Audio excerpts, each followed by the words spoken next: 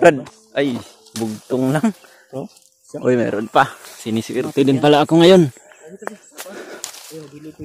Kakain tayo ng bayabas mga tol. Kung alala ninyo mga tol, baka makarelate din kayo. Ito yung dahilan kung ba't hindi ako nakapagtapos ng pag-aaral.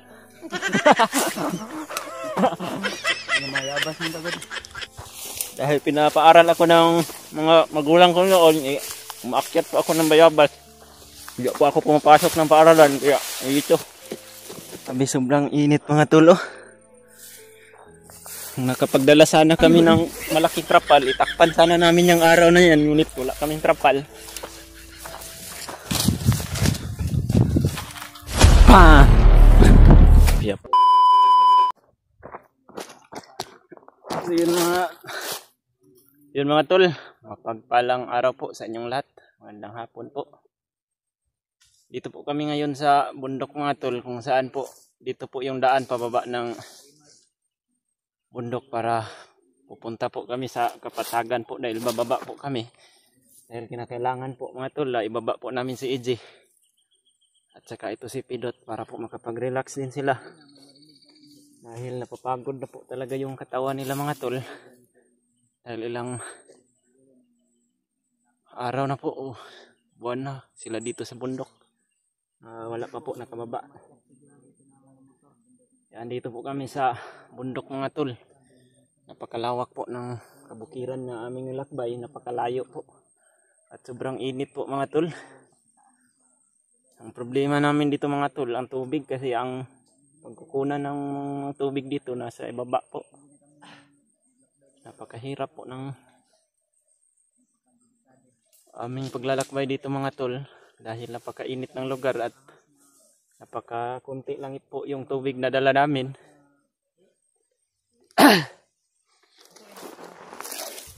Ito po yung mga kabundukan dito mga tol. Makikita ninyo na sobrang taas po. Diyan po kami galing sa yung taas na banda mga tol.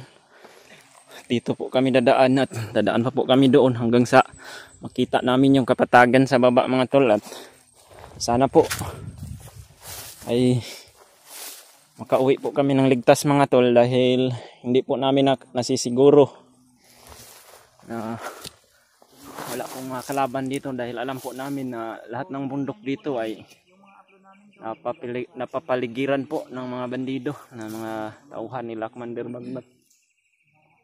Sana po mga tol, pagdasal niyo po kami na ligtas po kami na makababa po sa bundok na ito na aming pinasok, dahil ito po yung daan na sinasabi po ni Brad Pidot, at alam ko din po at nalalaman ko rin po kung anong mga daan dito na safety mga tol. Hindi ko po masisiguro sa mga kasamahan ko na wala po kaming nadadaanan ng mga bandido, dahil critical din ito na bundok mga tol.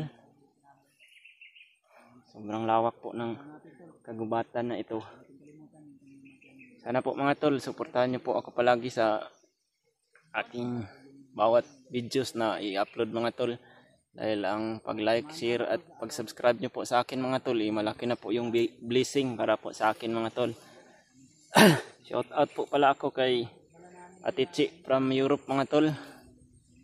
At kay Ate, sino ang gana yun? Si Ate Rosalia Milicio Katod. Shout out po ma'am, magandang araw po sa inyo.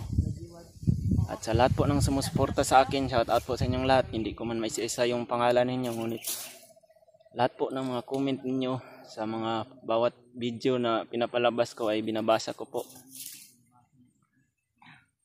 Kapag nagkakaroon po kami ng panahon sa gabi o araw man na mayroong signal yung cellphone namin, naka-upload po kami ng video at nagbabasa din po kami ng mga comment. Maraming salamat po talaga sa inyong pagsuporta sa akin mga tol. Sana po hindi po kayo magsawang manood ng aking mga video. At nandun po sila Kuya Bad sa baba mga tol. Sila EJ, Pidot at Brad Rimart. Nagpapahinga po kami saglit mga tol dahil sa sobrang init ng panahon. Patuloy na po kami sa aming paglalakad dahil kinakailangan na makababa kami. Baka bukas o sa susunod na araw man lang dahil napakalayo pa po talaga ng aming lalakbayin. At napakatirik po ng mga bukid dito mga tol. Bagdot, ikaw na yung bahala mo. Hindi mo nagdala na yung kamera. Ito yung over na kay. Manaman kong kuan. Mana akong sakripisyo. Brad, okay na yung ulo, Brad? Kuan oy, pilit ning kuan oy kaning. Kailangan pa na i-dressingan na pagbaba. Pilit ang dahon. Bapo na ipa-check up ni mo na sa hospital, hindi mo kababa ta, Brad? Sa clinic lang. O sa clinic ba para mahinluan pud da ba? So si Rimad ni una namang uli. Uli una. Gimingaw niya na sa misis na siguro ba? Sa bata. Huwag sa agyanan sa bata. Tara. Kung makikita po ninyo mga tol, napaka taas po ng mga bundok. Yan po si Pidot, walang tsinilas. Kaapak pa siya ng tinik eh. Kanina. So, ano, buslot niya po.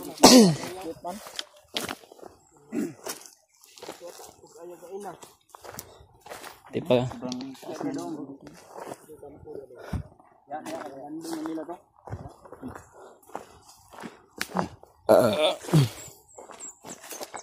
Ito ang pinaka-araw ko.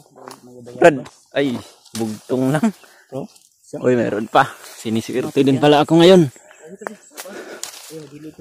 Kakain tayo ng bayabas mga tol. Mabugat ka ni o napaan ka ni. Ayaw dapat sa akin lang. Kung alala ninyo mga tol, baka makarelate din kayo. Ito yung dahilan kung ba't hindi ako nakapagtapos ng pag-aaral. Mayabas man kagod. Dahil pinapaaral ako ng mga magulang ko noon, umaakyat pa ako ng bayabas. Hindi pa ako pumapasok ng paaralan, kaya ito. Sa bundok na lumaki.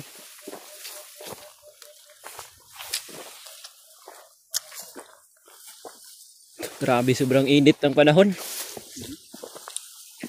Kahit mainit yung panahon, Brad. Pero mas mainit ako sa panahon. Mas hot pa ako. Pumupula ka na, Brad. Ha? Yan yung lahi mukha mo ba? No. Lumalabas na yung pagka-mistiso mo. Yung mama ko, lungga. Yung papa ko, may lahing katsila. Ay, lolo ko pala, may lahing katsila. Si papa, may lahing hapon. Grabe. Kaya pala mga matatapang ka, Brad. Matapang ka, Brad, kasi ang iba yung lahi mo, ang daming lahi mo, Brad ba? Ang dugo ko ay AB+.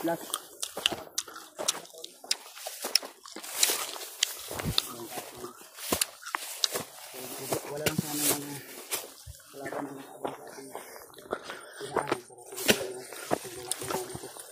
dahil dyan kami galing kaya sa sobrang taas ng bundok na yun. Grabe, sobrang init mga tulo. Nakapagdala sana kami ng malaking trapal, itakpan sana namin yung araw na yan, ngunit wala kaming trapal.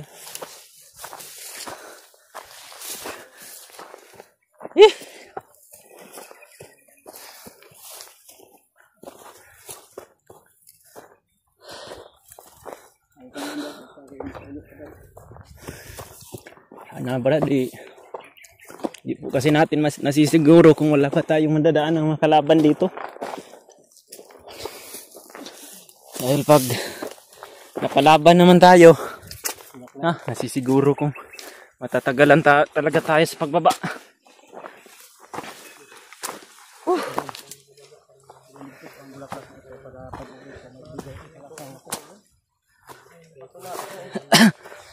Yan po si Brad Rimart mga tol. Napo ako sa sobrang taas at sobrang mabas yung mga singot sa katawan. Kasi tayong ayos na kain. Ngayon Kuya Bibi, bayabas.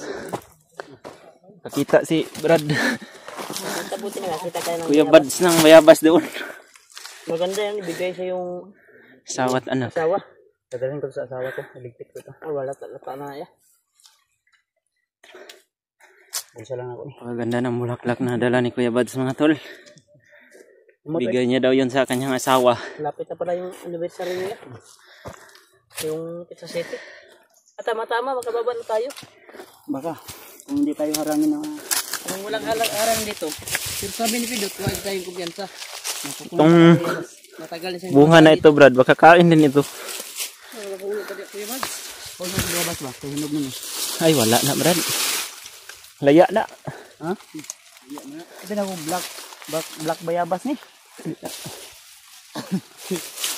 Mahulog ka rin ha? Bayabas. Muna di.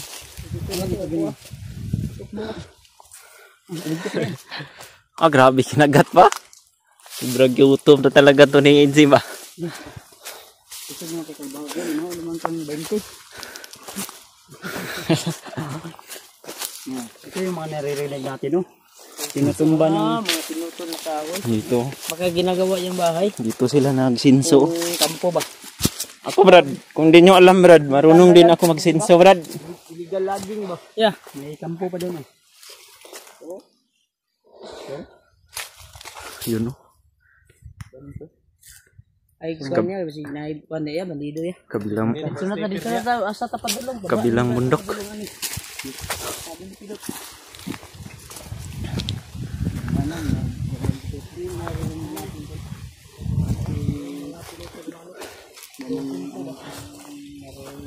Ginagawa nila siguro itong bahay.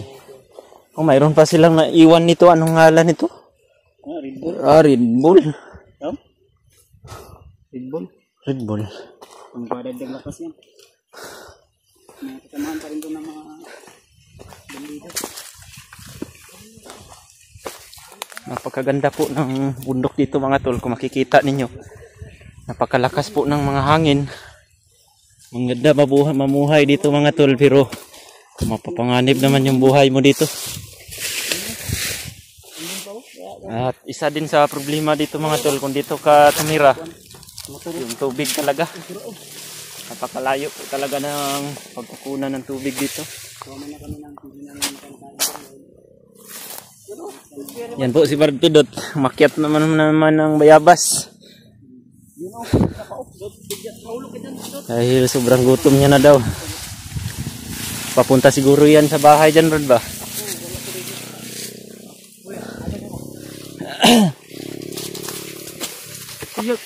Brad!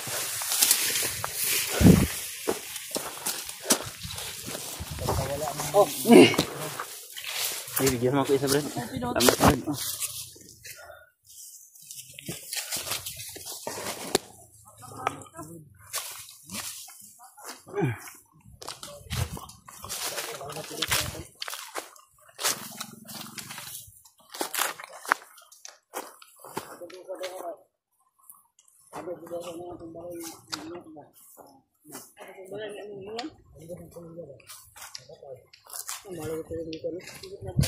Ano ba?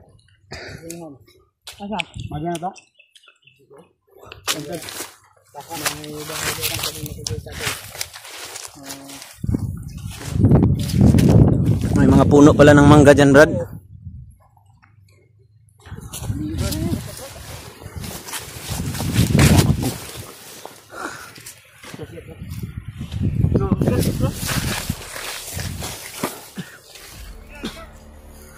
Po mga tol, mayroon po palang bandido dito.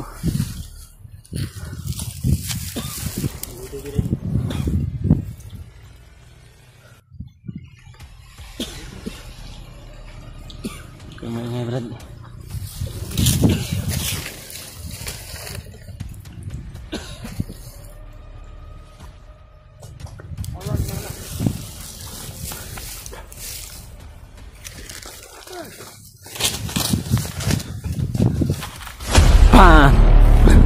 Piyapan. Sa kinakain niya, Brad. Meron pa? Bigyan mo ako, Brad. Meron pa? Makain ka ng nyog ng... Tiwasidot, tiwasidot. Pakang bato ba? Oo? Okay, sabi na ito.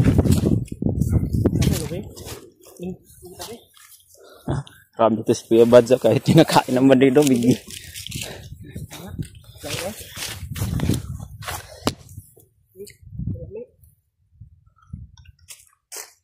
Yung kutsilyo mo sa bagiran. Bilulan ako sa mga bas ba?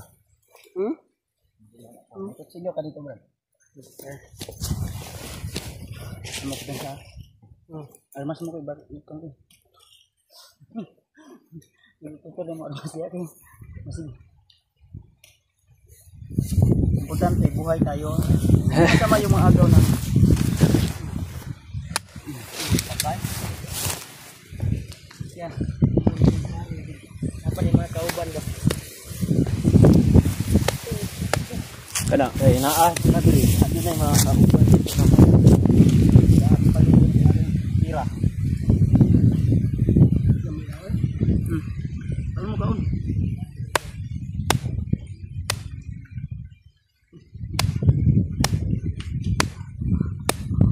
Masarap rin pala mga agaw yung